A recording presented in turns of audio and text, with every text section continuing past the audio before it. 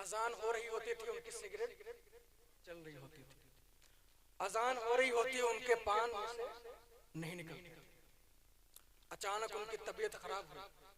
बहुत पैसा वाला था वो, और पैसे वाले जो लोग, मैं उनसे कहना चाहता हूँ कि पैसा हर मोड़ पर आपको नहीं बचा सकता। जब रब नाराज होता है तो पैसा है, दुनिया की कोई ताकत आपको बचा नहीं सकती। जब कुछ दिन के बाद उनकी तबीयत खराब हुई, जब आपने एक्सरे करवाया या कुछ भी करवाया तो आपने देखा कि उसमें कैंसर है। क्या है? कैंसर है। और डॉक्टर ने कहा कि आपकी जिंदगी सिर्फ 2 महीने तक है, सिर्फ 2 महीने तक है। डॉक्टर से कहा जितना पैसा चाहते हो देने के लिए तैयार हो, आप कैंसर ठीक कर दो। कहने लगा ये मेरे हाथ में नहीं है, ये मेरे हाथ में नहीं है। अब जब मेरी बात उनसे हुई तो पहले क्या था, अजान हो रही होती तो सिगरेट जल रही होती थी, अजान हो रही होती तो पान मुंह में था। मगर अब मैंने जब पूछा कैसी खैरियत है तो कहते हैं हजरत जब से डॉक्टर ने बताया है कि तुम्हारी 2 महीने के बाद तुम्हारी मौत तय है, तुम्हें कोई बचा नहीं सकता, खुदा की इज्जत और जलाल की कसम नमाज के अंदर कोई ऐसा सजदा नहीं है जिस सजदे में मेरे आंसुओं से मेरी दाढ़ी तर न हो जाती, मेरे आंसुओं से मेरी दाढ़ी तर न हो जाती। अब मुझे बताओ उसने ऐसा क्यों किया? क्योंकि उसे पता था कि 2 महीने के बाद मेरी मौत हो जाएगी, जबकि उसको दुनियादार डॉक्टर ने बताया था उसकी बात का कोई भरोसा नहीं है। रब के हाथ में मौत भी है, जिंदगी भी है।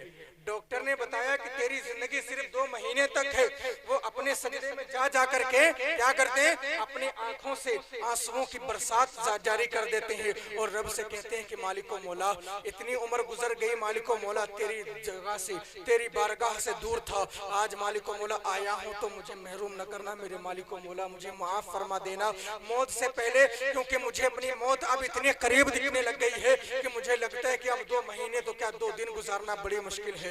ए मेरे मालिको मौला मुझे मेरे गुनाहों से माफ फरमा देना, मेरे मालिको मौला अगर तूने हमें अगर माफ ना किया मालिको मौला, कब्र के अंदर जब हम जाएंगे हम पर सांपों का अजाब होगा मालिको मौला। कब्र के अंदर जब हम जाएंगे मालिको मौला बिच्छू हमारे सीने पर होंगे, मालिको मौला कीड़े हमारे मुंह में घुस रहे होंगे, हमारी नाक में घुस रहे होंगे, मालिको मौला मुझे माफ फरमा देना, मालिको मौला हमने तेरी बड़ी नाफरमानी की है, मुझे माफ फरमा देना मेरे मालिको मौला। मुझे बताओ लोगों, क्या हम और आपको नहीं मौतानी है? साहिबों मुझे बताओ, अगर दुनिया का एक डॉक्टर आपको बता दे कि 2 दिन के या 2 महीने के अंदर आपकी मौत तय है तो आप उस पर इतना भरोसा कर लेते हो? और रब्बे कायनात की भेजी हुई यानी कि कब आपको मौत आ जाए कोई नहीं जानता है, तो आप पहले से तौबा करके न रख लें, क्योंकि मैंने कहा था अगर मौत आपके सामने खड़ी हो तो आप उसको जो है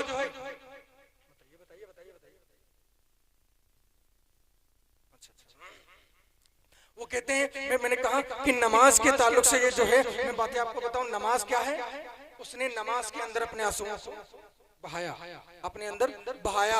और मेरा ये यकीन कामिल है कि जो रब की बारगाह में नाक रगड़ करके तौबा करता है रब्बे कायनात उसकी तौबा कबूल फरमा लिया करता है। क्योंकि ये आपके गांव या मेरे गांव की बात होती है, नाक किसी की कटी हुई नहीं होती है, तब भी कहते हैं यार उसने नाक कटा दी, कहते हैं नहीं कहते हैं यार फुला ने नाक कटा दी। किसी की नाक बड़ी नहीं होती फिर भी कहते हैं यार वो बड़ी नाक वाला है, कहते हैं नहीं कहते हैं क्यों? तो पता ये चलता है कि नाक में तकब्बुर भी है। जब लोग होते हैं कि ना तूने मेरी नाक बचा ली, यानी तूने मेरी इज्जत बचा ली, तो नाक इज्जत अगर गांव के लोग मानते हैं कि इज्जत ये नाक है, तो नमाज के अंदर जब सजदा किया तो नाक लगना, बताओ बोलो, अब तो बोल लो कम से कम। अब मैं 15 मिनट के लिए हाजिर हूं, बोल लो कि बड़ा खुशी होगी मुझे। नमाज के अंदर जब तक सजदे में नाक नहीं लगाओगे तब तक सजदा कबूल नहीं होगा। तो मुझे कहने देना जरा, जब तक अपनी इज्जत को रब के बारगाह में जब तक रगड़ोगे नहीं तब तक तुम्हारा तकब्बुर खत्म होगा नहीं। और जब तक अपने तकब्बुर को एक साइड में रख करके रब के सामने अपनी आज़िज़ी का और अपने निर्वाही का जब तक आप नुमाइश नहीं करोगे कि मालिक मौला मेरी नाक सिर्फ इंसानों तक है, मेरी इज्जत सिर्फ इंसानों तक है, मेरे मालिक मौला जो नाक मेरी इंसान ऊंचे करते हैं, जो नाक मेरी इंसान कटाते हैं, वो अपनी अपनी इज्जत मैं तेरी बारगाह में रखता हूँ, तेरे सामने अपनी जबी को कम करता हूँ। ए मेरे मालिक को मौला, मैंने इज्जत तेरे सामने रख दी है, लिहाजा तू मेरी इज्जत पूरे जमाने में बुलंद कर दे। रब कहता है तूने अपनी इज्जत मेरे सामने रख दी, जा मैंने तुझे जमाने में बुलंद कर दिया, मैंने तुझे जमाने में बुलंद कर दिया। ये नाक तुम्हारी है, मगर जब तक नमाज में न लगाओ नमाज कबूल नहीं, तो बड़े मसले हैं इसमें। और मैं आपको एक बात बता दूं, हमने क्या छोड़ दिया, नमाज छोड़ दी। जानते हो नमाज कुर्रत वैनी फी सलात, मेरे आका फरमाते हैं कि मेरी आंखों की ठंडक नमाज में है। किसमें है? कुर्रत वैनी फी सलात, यानी मेरी आंखों की ठंडक नमाज में है। और मुझे बता दो जरा, यहाँ सब अहले बैत के मानने वाले बैठे, इमाम हुसैन के नाम पर कौन सर कटा सकता है? जरा हाथ उठा दो तब भी बताऊं, एक बहुत अच्छा जुमला बता सकता है। इमाम हुसैन नबी के नवासे हैं, माँ बहने ना उठाए, आप लोग उठा दे, एक बार कहने से सब लोग उठा दें। अगर आपका मन करता है, आपको लगता है कि हाँ इमाम हुसैन से हम मोहब्बत करते हैं, उन्होंने अगर हमारे लिए सर कटाया तो हम उनके लिए कम से कम हाथ तो कटा ही सकते हैं, हाथ उठा ही सकते हैं ना, उठा सकते हैं कि नहीं?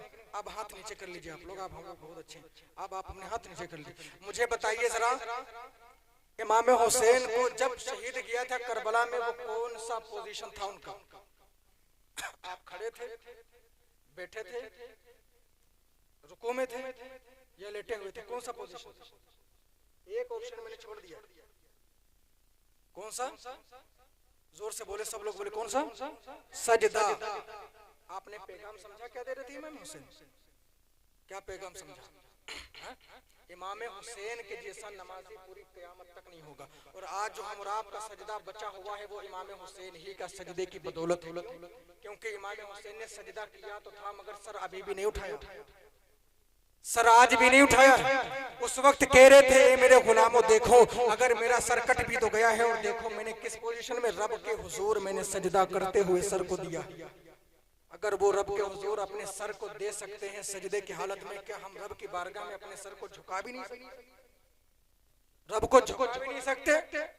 आखिर कब हम और आप रब से ये कहेंगे कि मालिको मौला अब हमने बड़ा गुनाह कर लिया, मालिको मौला अब सिर्फ तेरी राह पर और तेरे हबीब की राह पर, कब कहेंगे?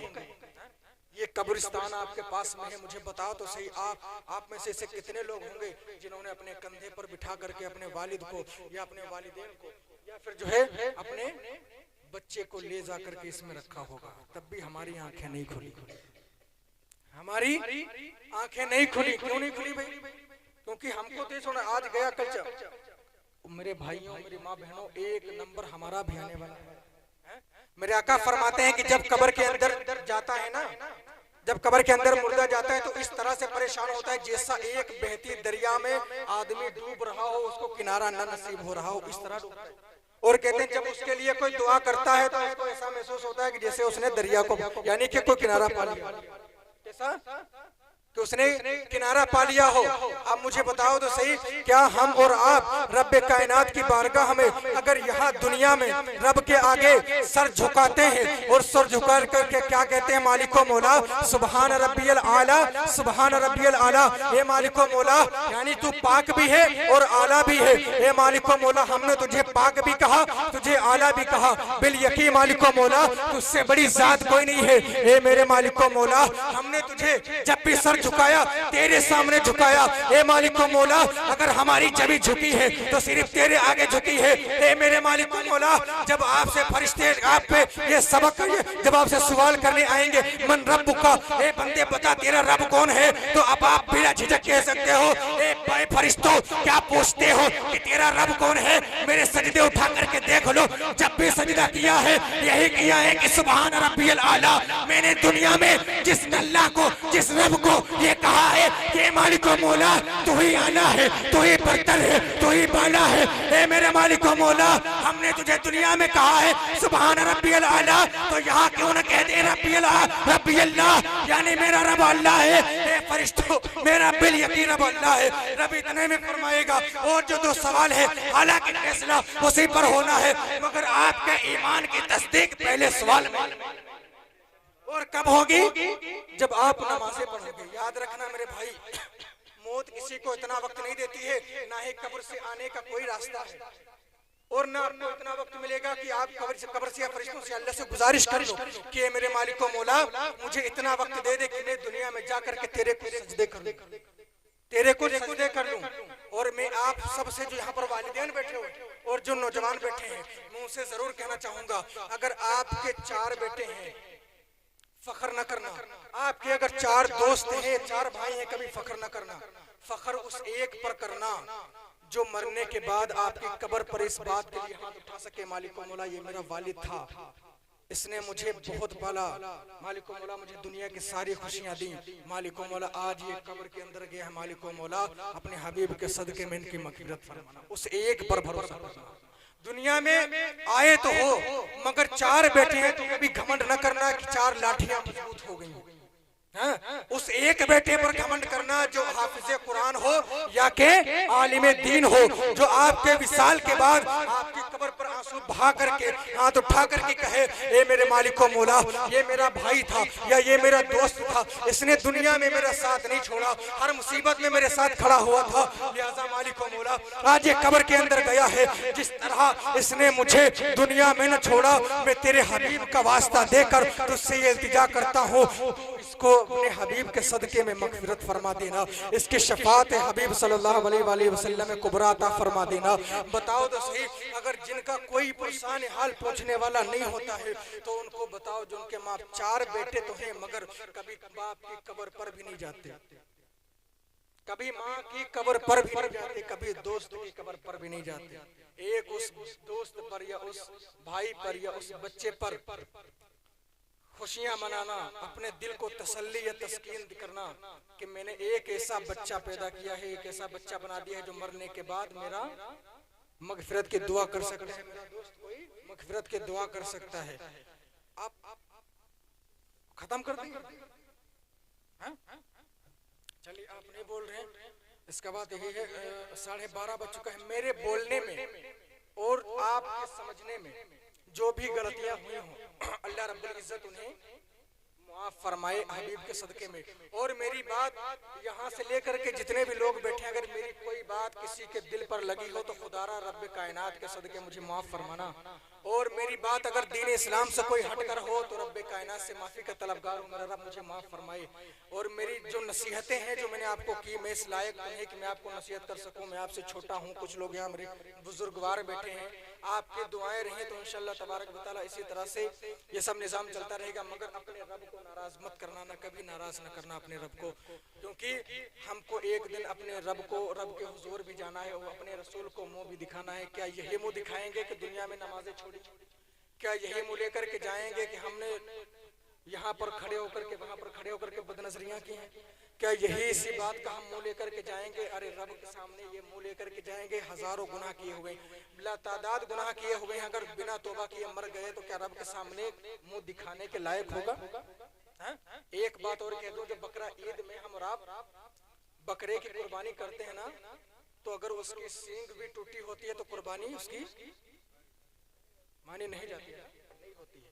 क्यों? क्योंकि उसमें ऐब है, यानी कि उसकी सींग टूटी हुई, यानी कि थोड़ी छींक कटी हुई, तब भी उसकी कुर्बानी कबूल नहीं है। मुझे बताओ कि जब एक बकरे की सींग टूटी हो, उसकी कुर्बानी रब की बारगाह में कबूल ना हो, तो अगर आपके अमाल अच्छे नहीं है तो क्या आप रब की बारगाह में कबूल हो जाएंगे? कबूल हो जाएंगे? आप रब की बारगाह में कबूल हो जाएंगे? नहीं कबूल होंगे। तो आज इस रात में मुसल्ले बिछा करके, क्योंकि हमको शर्म लोगों से लगती है, रब से कैसी शर्म जो हमको सोते हुए भी देखता है।